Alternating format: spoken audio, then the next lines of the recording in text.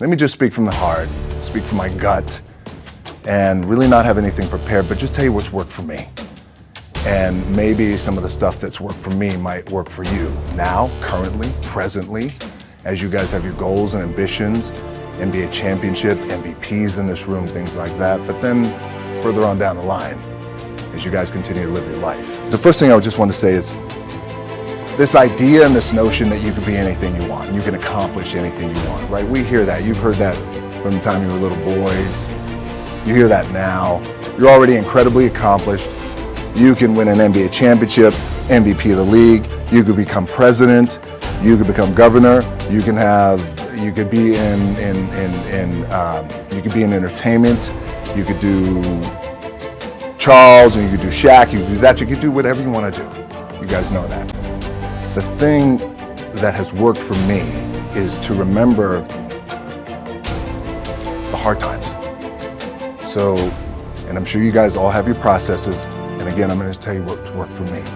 So before a big movie comes out, before back in the days when I was wrestling with WWE, a WrestleMania match, anything big that would happen, I would always take a moment and I just remind myself, all right, I was evicted when I was 14. We were kicked off the island. We couldn't live in Hawaii. Had no place to live. A lot of shit happened then when I moved to Nashville. I was arrested multiple times by the time I was 16 years old. Like, I remember that. If I were playing on this team, which my skills are, what's that term? Oh, the shits. So I would play. But before I lace up, before I get on the court, before I play in these big games, before I go to the Staples Center, where history is there, those are historic walls there at the Staples Center. I would remember that, and it allows me then to be present in the moment and understand, holy shit, this stuff I have around me right now, this is the shit that I dreamed of when I was a kid. I am here. I played for University of Miami, played for great teams. Warren Sapp, Ray Lewis, they were my teammates. They were balling. Warren Sapp was playing tight end at that time. I was starting defensive tackle. Yeah. They moved him over to D-line. And he looked at me, he's like, yo, dude, I'm gonna take your spot. I said, you ain't taking my fucking spot. He said, I'm gonna take your spot. We battled, and he took my spot. Now you can imagine how that fucked with me, because there goes my opportunity. He went in, switched to defensive tackle, lit the world on fire. Well, what that did, it crushed me, and it crushed my dreams. I had a piss poor senior year, zero production, no NFL, no combine invite, nothing. Finally went to the CFL, Calgary Stampeders, making $250 a week Canadian.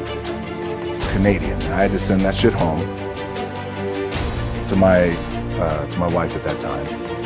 Had no money. So I remember that. I got cut from Canada. I had $7 in my pocket. And I always tell that story. So now my production company is $7, advertising agency is $7, everything is $7. So I always remember that. What helps me is to keep the hard times in the front of my mind, because it allows me to go into these big moments that I've worked my ass off, and you guys have worked your ass off. It allows me to go into these big moments with a different perspective. What it also does for me, and again, this is what works for me. Like, I keep my back, excuse my language, my back is up against this motherfucker. Every day, it's against this fucking wall. Excuse my language. But it's up against this motherfucker because it's what I believe in. And when my back is against this motherfucker, then there's nowhere to go. But that way. That's it. So I feel like this could be something, an ideology and mindset that could help you, if you look at it that way. Because you made it already. We made it. We're successful boys, and we're lucky boys to be where we're at. Well, you guys made it. Everybody's rich in the room. Everybody's gonna get evicted anymore. Anything you got, there's no more money problems, right? You got a lot of hands out now. Can I get a little bit? Can I get a little bit? Right, that happens.